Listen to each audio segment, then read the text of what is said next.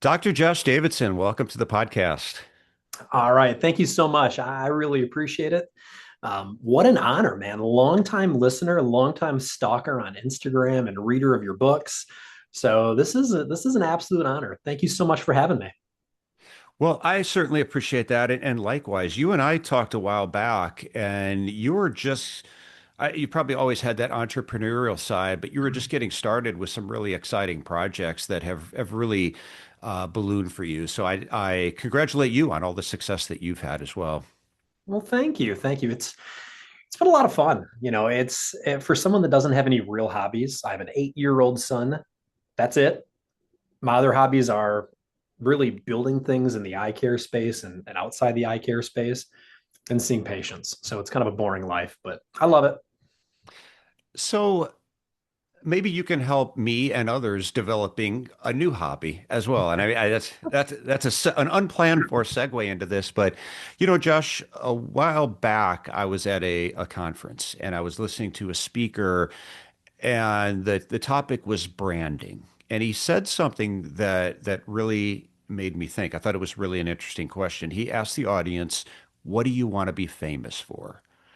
And he wasn't necessarily talking about world famous, but he meant, what do you want to be famous for in your little corner of the world, in your community, in your town, in your company?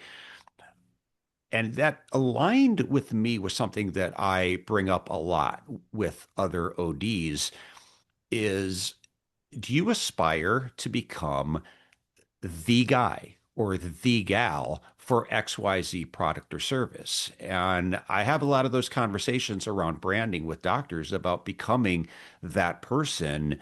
When someone in your community says, "Hey, I'm having a problem with my eyes," and they say, "This is the person you need to go to. This is the guy. This is the gal." In your case, you've become the guy in your, I won't even say community, really your region, because people come from all over states over to see you. And that's really what I want to lean into today is, how do you become that person? How do you brand yourself? How do you become famous for something in your community? And I want to lead off here by asking you to take me back to the beginning. And you've got a story. We were just talking about it before, but I'm just curious, was this intentional? Obviously, you didn't accomplish this overnight, but was it part of a grand plan when you originally sought out to get into dry eye? Or, I'm curious to hear how it evolved for you.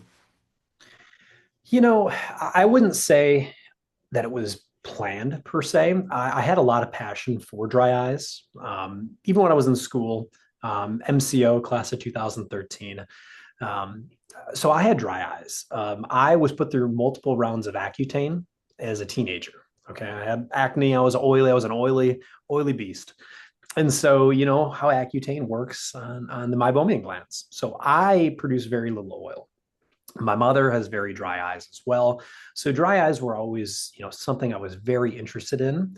And Dr. Josh Latosky at MCO really lit my fire when it came to scleral lenses. So I always knew that I wanted to really specialize in dry eye and scleral lenses. So that was right from the get-go. I knew that's where I wanted to end up. I didn't realize it was going to take on this whole, the whole thing where we have this monstrosity of a clinic. But when I graduated, I moved from Michigan down south to Louisiana, and I worked corporate for a short while. And corporate just really wasn't for me. There's nothing wrong with it. It's a very high volume, and I really wanted to really focus on, like I said, dry eyes and sclerals. So I made a move to a private practice. Really built a nice dry eye center there, a lot of specialty lenses. And then I got recruited by Williamson Eye Center. And so if you're from the South, Williamson Eye Center is like the thing. We were actually just awarded maybe 2 or 3 weeks ago, best practice in the country by the ASCRS, the American Society of Cataract Refractive Surgeons. I think that's what it stands for. So we were just won this huge award. And when I got the opportunity to work at Williamson, I jumped. And they gave me all the keys to the kingdom. They knew my passion for dry eyes, scleral lenses, were a large refractive surgery, 25 doctors now, 9 clinics, multiple surgery centers. And so it was really just this serendipitous moment where we just built this brand new center. It's my center, tons of rooms. I think we had 26 exam rooms, great team, and really got to build the dry eye center from scratch. And now it is the biggest in 3 states, one of the biggest in the country. People come from all over just to kind of get our opinion. And it's been awesome. It has been awesome. It was a slow build, and now we're really flying. When people ask me sometimes, what do you think the best specialty to go into is? I ask a question that I don't think they're expecting to ask because they're hearing from other doctors and colleagues that had success in whether it's myopia management, sclerals, dry eye. But the question I'll usually ask first is, what do you enjoy the most? Where you mentioned the word passion. You said you have Yes. a passion for dry eye. How important is that? Because I will tell you that I'm sure there's exceptions out there. I'm sure there's a doctor out there that does pediatrics that doesn't like kids, but I haven't met them yet, or that that they thrive in that area. But most of the doctors I see that specialize in something and are really successful with it, they have a passion for that, and that seems to be the fuel that drives it. It almost doesn't even feel like work for those doctors. Is that important? Is that something you should take under strong consideration when you're deciding which way to go? Oh, absolutely. 100%. And I think that right there is why this clinic was able to grow so much because I am so passionate about dry eyes and sclerals. I'm a very animated guy. And to be honest with you, I think it's that passion that taking a few extra moments to tell the patients about, hey, there are multiple layers of a tear film, basic stuff like that. Some of this oil comes from your eyelids when you blink. Taking a few moments and when you're explaining something you're passionate about, people can read that and they're like, wow, okay, this person really cares. They're on the up and up. They know exactly, the newest stuff. I'm in really good hands. And I think that is a big reason why this clinic grew so much. Because again, I'll take that extra time to tell patients, hey, this is what you got going on. This is, I'm experiencing it in this way. So patients pick up on that passion. And to be honest with you, I do a lot of specialty lenses, like I mentioned.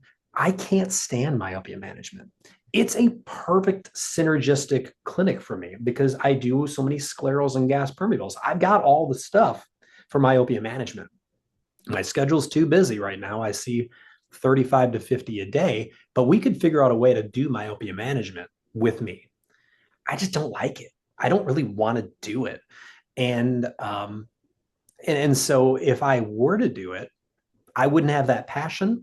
I wouldn't be constantly on top of all the new treatment algorithms and all that. So I think patients can really see through this as far as what you are passionate about, what you really like doing. I can't tell you the number of times patients have said, "You really like what you do." Like, heck yeah, I do. It's so much fun. So passion is huge. The patients pick up on that for sure. Mm-hmm. If you're not excited about it, if you're rolling into the exam room one patient after another in a very robotic approach, just kind of going through the motions and educating them, because we spend a lot of our time educating patients. And I think it's fair to say that it can get a bit repetitive. And if we're not passionate about it, I think the patients start to pick up on that. And for them, it just feels like information. And it's not very inspiring to them to want to change something, right? Yep. And one thing that's really interesting too is we have students that come in all the time, and we have our externs, and almost every extern comes in and they're like, "Listen, I want to do dry eyes and scleral lenses, so I'm going to spend all my time with Davidson." 2 months or so into it, they're sick of it. They're sick of dry eye, most of them, and they're sick of specialty lenses. And because it is, I hate to say it, there's only so much when it comes to dry eyes and specialty lenses. There's a lot of little nuances, of course, but it can get very, very repetitive. You're explaining the same thing many times a day. And so it is interesting. You do see these students come in bright-eyed, bushy-tailed, passionate about this, and then you can see after a couple of months they just kind of fade away. They're like, okay, maybe I'm like more of a generalist, or maybe I like glaucoma. I think there's something called the retina in the eye. I haven't seen it in years. Um, the retina, something like that. So they might like that. And I'm joking So, about that. hey, it's I look been at the retina. longer. I look at the retina. You look at the retina just for legal reasons here. We'll clarify that you are still looking, Always. beyond the front of the eye. Gotcha. So you had said before we were talking that you had somewhat of a blank slate. They gave you Yeah. started in more of a retail corporate setting. You didn't feel like you had quite the autonomy there. Moved to a different setting, more of a private practice setting, and they gave you a blank slate with dry eye, and they said go build it. So not everyone has that opportunity. And when you said that, I got to thinking about the doctors who are truly excited about dry sclerals, but nobody's looking at them and saying go build it. For the doctors that are employed, even, and now there's some, even in retail settings where they have some autonomy to build things beyond just general eye care, but even in practice, I think there's a little bit more autonomy in private practice settings. But what would you say to a doctor that's working under a different owner? They're maybe not the owner of the practice where they have quite as much flexibility, but they want to implement this. I'm asking because I hear this a lot from associates who like, I really want to bring this into the practice, but I feel like my employers aren't quite as excited about it. How would you approach that as an associate doctor? I get asked that a lot. And it's not hard. Again, we just talked about passion. If you take just a few extra moments, for example, we'll talk dry eyes, and you notice, boy, these glands are clogged, maybe they're insipation, maybe you're just not getting any expression, maybe there's some chemosis on that ocular surface. If you just take a few extra moments and explain to the patient, hey, this is what I'm seeing, this is what's going on, this is why you're probably experiencing all this, you're going to wow that patient. And yeah, you might not have an IPL, you might not have radio frequency, you might not have low level light therapy, you might not have an opti lift, whatever it is, but you can prescribe steroid drops. You can prescribe drops like Mibo, which is kind of an easy button for evaporative tear film. You can recommend Bruder masks. You might see a little bit of Demodex, and you can use tea tree oil wipes, or there's this new product called Endemex that I've had a lot of luck with. You know, there are ways to grow and show off your passions, even if you don't have the tools. A lot of the young doctors that are employed, they honestly, one of the best things is called Dry Eye Rescue. Shout out to those guys. Dry Eye Rescue, you get a little like login, and you pick the products that you think this patient would benefit from, whether it's Endemics, Dry Eye Drink, Bruder Mask, um, Sustain Complete, whatever drop you want. You just select it all and text it to them, and the patient gets a whole bunch of information about that. They can order it online, or they can go to your optical if you all choose to sell it. Which at this point, if you're in any kind of practice, corporate or private, why would you not sell dry eye products? I mean, it makes no sense why you wouldn't. But just talking to the patient, giving them more information, you've already differentiated yourself from probably every other doctor out there. When I have a kid, I don't do myopia management. Like I said, I don't really even like it that much. Sorry. But I will still tell the patient, hey, there are these new glasses out there that I don't really specialize in. There are these contacts that you can wear when you go to sleep that will mold the shape of your eye. There are special contacts designed to slow down the lengthening of the eyes. I don't do any of this, but I'm going to set you up with someone that does. And just spending a few extra moments, even talking that, really wows the patient. So I think that's one of the biggest issues out there is doctors think they need all the fancy equipment.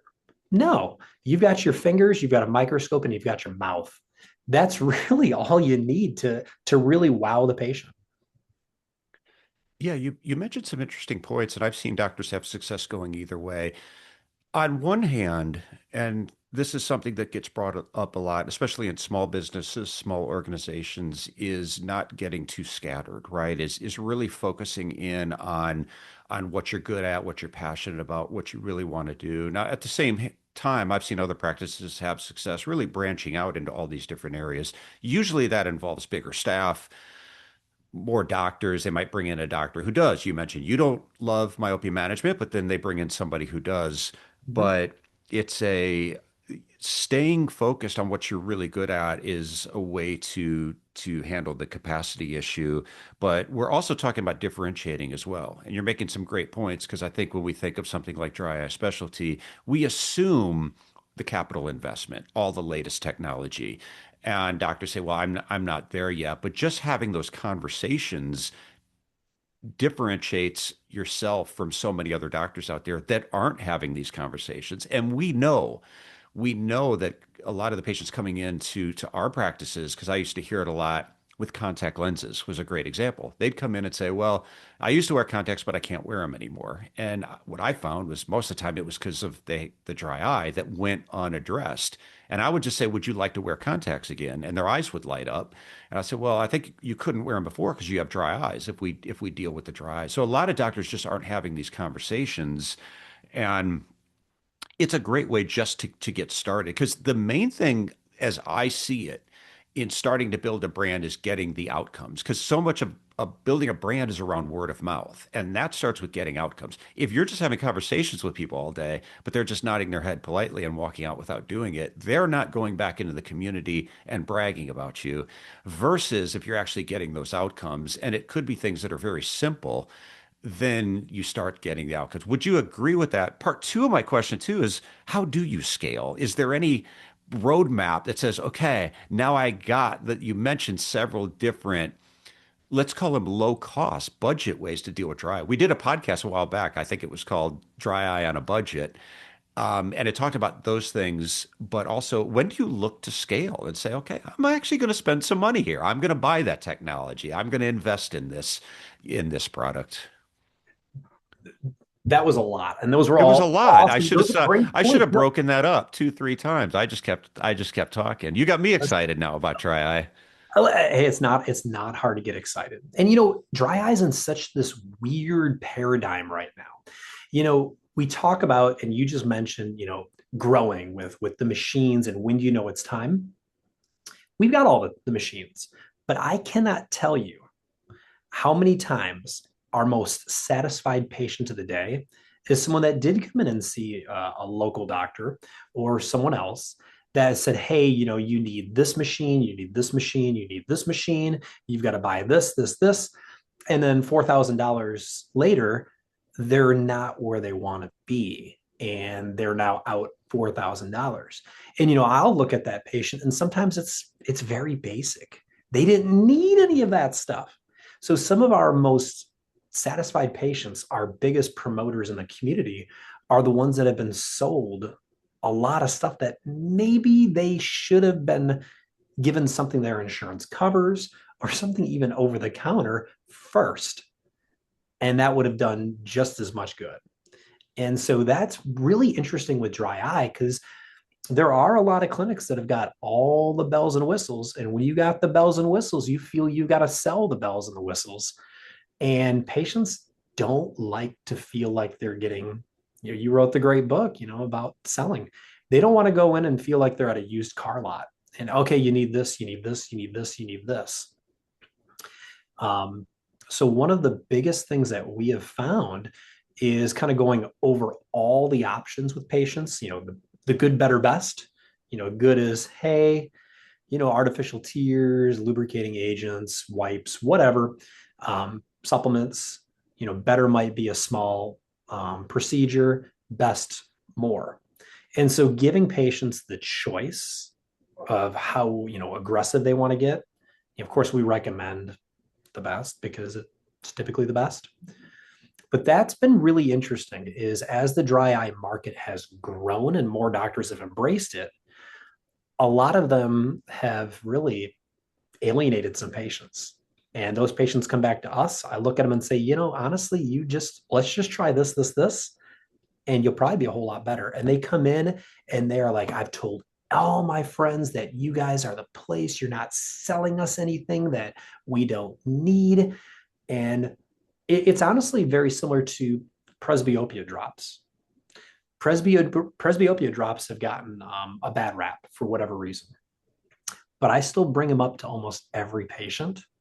And when I bring those drops up to patients, they're like, "Oh, well, I'm not a candidate." Like, yeah, I know you got a big distance prescription, but their husband, their wife, their best friend, their church friends, they might be candidates. So we have used presbyopia drops to grow our clinic exponentially just because we offer it.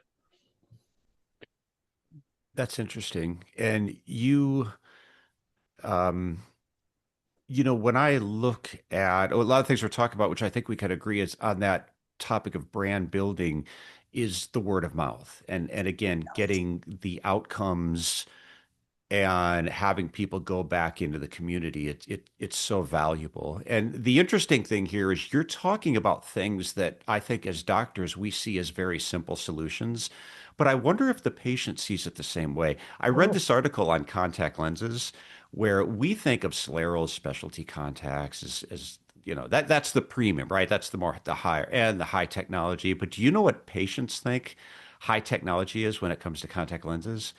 Lenses for astigmatism, lenses for presbyopia. I mean, how old is toric lens technology? It's very old, but to a patient, that still seems really cool that you can actually correct astigmatism with the contact. So the things that we see as very simple to the patient might actually be really impressive, even though again, I think as doctors, if we're looking at specialized in dry eye, we're thinking all the investments in technology, but don't think the patient doesn't think that even the simple solutions are sort of high end if they're not getting that from other doctors.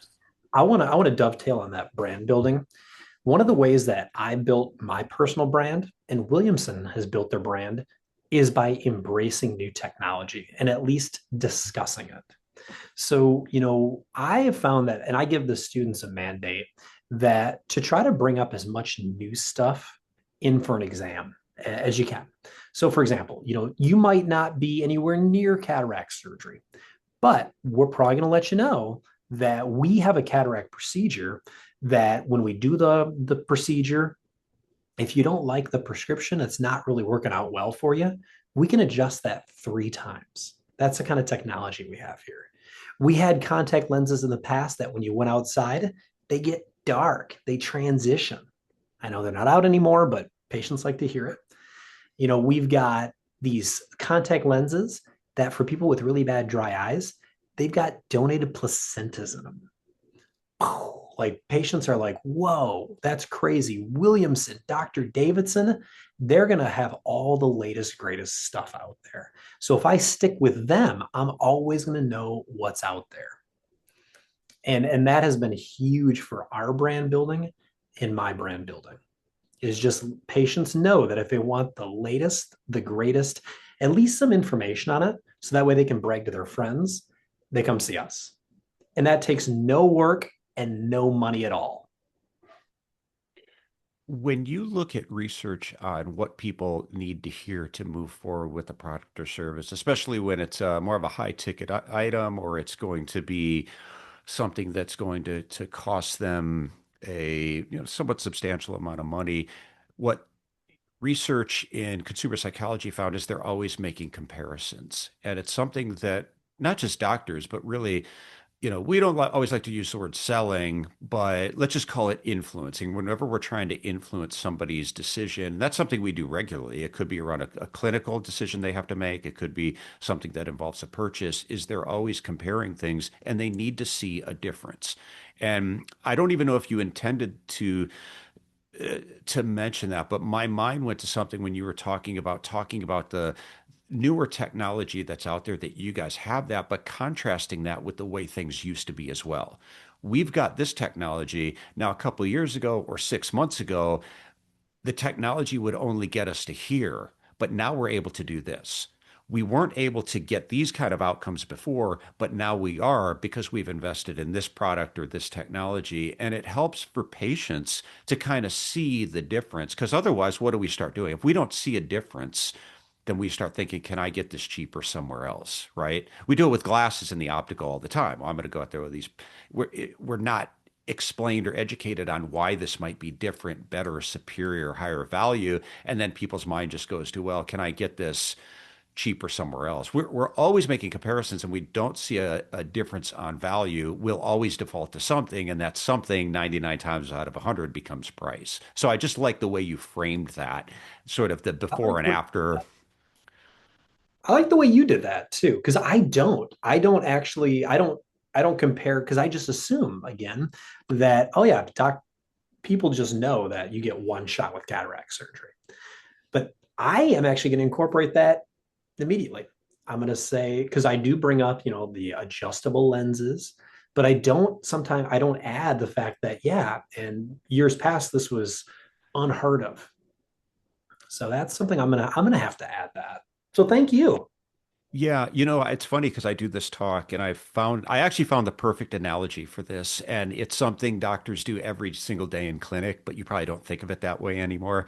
It's the refraction, right? And if you think about it, when we go, which is better, one or two, I do this in a presentation and I ask the people in the audience, do you ever notice how quick and confident people answer when the choice is obvious, right? They don't pause, they don't hesitate. They go, it's one, it's Hmm. two, right? It's a really quick answer. But then I say, do you ever notice how their whole demeanor changes when they start to look similar? They pause, they hesitate. They're almost afraid to answer, right? They get little Hmm. beads of sweat on their forehead because they think they're gonna get the wrong prescription. And my point there is that the same thing plays out in any scenario where we're asking people to choose between competing options, but they can't see the difference. So one thing I would highly suggest is when you're presenting a solution of any form, is help them see how it's different, how it's better. Because otherwise people just tend to default to price. And I think sometimes we do that. We just assume, well, because I told you this is a premium or high end or the newest or latest and greatest, that people are naturally going to understand better than what? But they don't. That has to really be communicated to them how the world used to be, how the product used to be, how outcomes used to be, and how they are now. So they can go, oh, okay. So now I see, I understand what I'm paying for. That's a great point.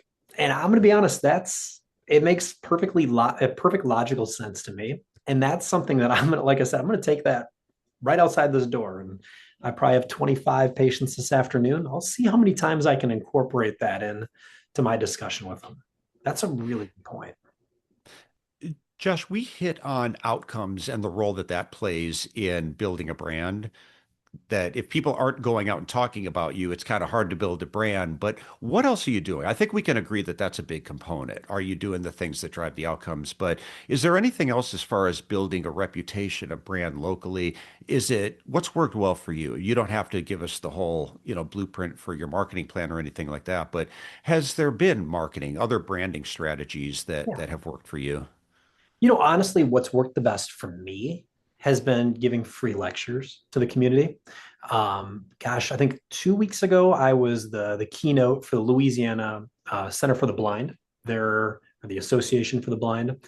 That was their annual meeting. And I'm in the capital city here. So most of these, groups have meetings here. So I just drive down the road, I give a talk for an hour, and then kind of go from there. So local talks, the Lions clubs, the Rotaries, church clubs, men's clubs, has been amazing. We really do embrace like church events because you think about it, if you embrace the church events, you're going to get typically patients with families or older patients. And those patients for us, they're going to have cataract surgery. They're going to potentially have macular degeneration. They're going to probably have dry eyes. So that is really what we've really leaned into the community. What was interesting is I was coaching my 8-year-old's baseball team this year. Um, and I looked around and there was just baseball is huge in Louisiana, huge. I looked around and I was physical therapy was our team, like a local physical therapy place. And I called our marketing people. I said, we are screwing up. We need to sponsor at least one team in every age bracket. So, we're going to do that next year. We have a huge parade. This is Louisiana. So we have parades all the time. We sponsor the St. Patrick's Day parade, and we have a big booth and our big float, and we've got really cool things we were throwing like ice cream scoops and not just your standard beads or anything like that. Like I can't remember what else we were throwing. Little sunglasses, but we were throwing unique things to give to to the people at the parade. So we had people begging and pleading and just doing whatever they could to get stuff with our company's name on it. That was awesome. So the parade was a huge deal. Absolutely fantastic. Where else are you going to have people doing anything to get some piece of cheap plastic with your name on it that they'll probably hold on to forever? And again, we're not throwing beads, we're throwing just stuff they're going to continue to use. It's interesting you mentioned speaking. Now, I know I'm going to lose 95% of the audience when I say this, but hang in there with me, right? I speak, you speak, we've done that. We've gotten probably something we maybe weren't so comfortable with in the beginning, but after a while you No, get more comfortable with it. But I will tell you it might only be 5% of the doctors that are going to even give this consideration. But if you're willing to get out there and speak locally it could be a mom group, it could be a school, it could be at your church, doing local workshops, things like that. And let's just use your example of dry eye. I mean, what percentage of your community are likely candidates to come in, but they don't know about you? What I hate is when doctors become the best kept secret in their community, right? They've got the knowledge, they've got maybe the technology, but people just don't know about them. But I'll tell you what, getting out there in front of people and actually talking and being viewed as that expert in person, hanging out after the event, shaking some hands, meeting people, man, I'm all pro digital marketing because I think it's effective. People should be doing it. But I just don't know of a better way to really get out and build your own personal brand. We're talking about professional brand, but this is personal brand as well, than just getting out, meeting actual people. But when you're up on a stage or just a little quarter of a room, right, talking to 12, moms at a mom club or something, then you're seen immediately as the expert. They're going to come to you. There's a trust that's built there that you just don't get out of a Facebook post. exactly. And we talk about dry eyes and all that. And of course, that's my specialty. But when you do go, let's say you get that group of 12 women, we'll just say, they're probably women in their 30s through 70s. All right. And so, you're the expert on dry eyes. Let's say most of those come in and see you. Okay. You don't have to have all the fancy machines. Like I said, it's great to have. But if you wow that one woman, okay, let's just say one of them, okay, you're going to wow all 12, but when you wow one of them, she's going to say, wow, I need to get my husband into that clinic with Dr. Davidson or one of his colleagues, and I got to get my kids in. And then, man, my parents haven't had an eye exam in a while, or they just don't quite, we're not quite sure about the current eye doctor. We're going to try a new one. So then you're going to get the parents. Then you're going to get the church friends. You're going to get the travel baseball parents. Like if you wow one woman, because they're the medical decision makers in that household, it's just true. Okay. My ex wife still tells me where to go to the dentist. All right. So, like, they are the medical decision makers. And if you wow them, your clinic is going to grow exponentially. And I think that's why having a little bit of a focus on dry eye or someone that has a passion for it really can grow almost any clinic. Josh, as we wrap things up here, where should you start for someone who's just on chapter one of this journey and saying, that's an area I'm really interested in. Let's just say it's dry eye, and I want to take that to the next level, knowing you can't have all the shiny objects and gadgets on day one. It takes some time to build that up. It's like anything else. The more successful you are at it, you just keep investing back into it. And it's amazing what we can accomplish in a rather short time. What you're able to do today, it might not feel like a lot if you're in the beginning, but 3 years, 5 years from now, you look back and go, wow, I can't believe what I've done in this short of time. But for that doctor on chapter one, and wanting to write a book, a story similar to yours, what would your advice be on just getting started? It's always the same answer: carry products. Carry products in your optical. Okay. If you have that ability. So let's say you have that ability. Get a brooder mask, a good reusable mask. I don't really like the electric ones. Good reusable mask. I'm also a big fan of the disposable masks, the hydration. Those things you rip open, they heat up on their own, throw them away when you're done. Okay. Um, I had a hand in developing those. There's been a million copies since. I still like the hydration. Um, you want a good artificial tear, carry the tears. Okay. Price them the same as Amazon. Price them, get a hold of Dry Eye Rescue or whatever. Get a good tear that you like and that you recommend. Get some lid wipes. Brooder's got the ones with tea tree oil in it that helps Demodex. And Demodex is a big thing right now, too, by the way, to go off on a tangent. Tarsus has done an awesome job advertising direct to consumer. Patients are coming in and asking about the mites. And, honestly, I love the medication. There is a prior authorization a lot of times for that. And patients sometimes don't want to commit to a medication. So the wipes, the heat, and then there's a product called Edemex, which is like a cream that you put on your eyelids that's got, and correct me if I'm wrong, but it's got the same amount of tea tree oil as the old Cleardex wipes, but this like doesn't burn at all. So it's super effective. And shameless self-promotion, but ever since TFOS Deuce 3 came out, it talked about sleep. We should be talking about sleep with pretty much all of our patients, not only dry eye patients, but there's a product that I had a hand in called Dry Eye Drink PM. You ask your patient, do you struggle to sleep? You do, because pretty much everyone does. Go get some of this from the optical, add it to water, shake it up, and drink when you go to bed.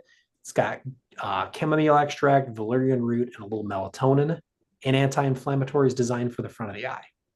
So that stuff will fly off the shelf because everyone struggles with sleep. There's even studies that say it slows down diabetic retinopathy progression and glaucoma. So getting products that you can sell in the office, pricing them competitively is wonderful. Not only that, but let's say you get the disposable masks. Patients are going to love those disposable masks, but they're going to run out. They're going to swing by your office again to buy more. So then what's going to happen is they're going to see all your new frames, all your new optical, all that stuff. They're going to have to walk probably right by. Oh, look at those sunglasses. I do need some new sunglasses. So you're expanding that touch point there. So that's the big thing. And Yeah, secondly, I I'm would sorry, go also ahead. just I would also just recommend, hey, if you can't carry products, or even if you can, just take a few extra moments and explain what's going on with their eyes. If they've got, dry eyes, explain what type of dry eye they have. Explain some of the treatments. If they're a child, talk about myopia management. If they've got glaucoma, go in depth with that. So that's really my recommendations. Yeah, I appreciate the rundown and the specifics.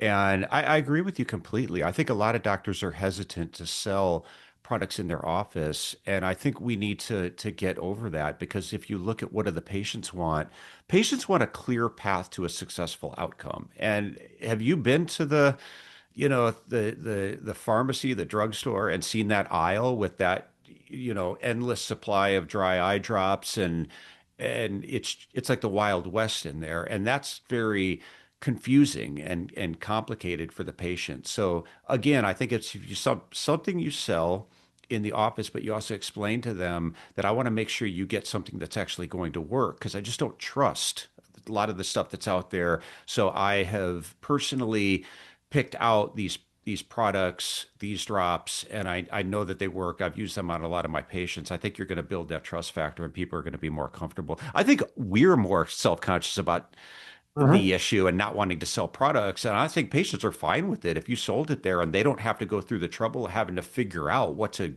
grab off the shelf or do their own research. I think that's something they would very much appreciate. And just the simple conversations as well with patients and just start getting outcomes. Again, if it's you're going to feel frustrated if you're educating people on something and they're not doing it. But once you start getting the outcomes, especially for that patient that struggled with it a long time, or you're solving the problem that other doctors couldn't, from a psychological perspective, they almost can't help but tell other people. When we've got service above and beyond, we actually almost need to tell other people that, hey, you got to go to my person, go to my guy, right? My gal, because they help me and I think they can help you too. Don't waste your time going somewhere else. And this is how you build a brand.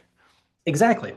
Yeah, patients want to feel that passion. They want to know, hey, I'm at the right person for my eyes. And just spend a few extra moments, be give them all that information.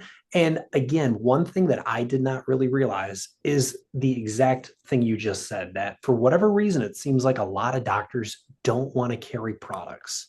I have no idea why. We sell glasses left and right. Like, it's very synergistic to carry products in your office. Just pick a couple, get a great mask, couple great masks, get a couple great drops, and you'll be amazed at the revenue it brings in. And patients love walking out there, having everything they need. You've saved them a trip, you've saved them the hassle. It's awesome. Well, hey, Josh, I really appreciate your time. And I really do appreciate the specifics because sometimes we get to the end of this and people are still wondering, well, okay, but what should I do next? What product should I buy? So I really appreciate the specifics. For anyone who wants to maybe learn even a little bit more about you, is there any place that they should look? I would check out LinkedIn. So just my name, Joshua Davidson. I have an Instagram account that I'm trying to like bounce it back. I built my own slit lamp, and so I'm posting really cool photos of that at Dry Eye OD. So Dry Eye OD on Instagram. So you can see some of the cool photos that I take with that microscope.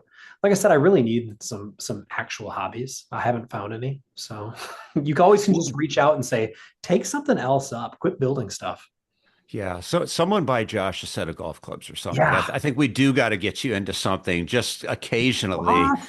Yeah. It's too hot down here. I Yeah, can't you're even down golf. in the bayou. Yeah, you're down in the bayou. So hey, man, well, I'll let you figure out if there's any other hobbies that you're interested in. But I'm so glad you're interested in dry eye as a hobby because it's you've been a real asset to the profession and everything you've done and created, and really appreciate the work that you've done. Your products have helped a lot of people. Your products have helped a lot of patients. So really appreciate that. Just appreciate you spending a little bit of time with us today.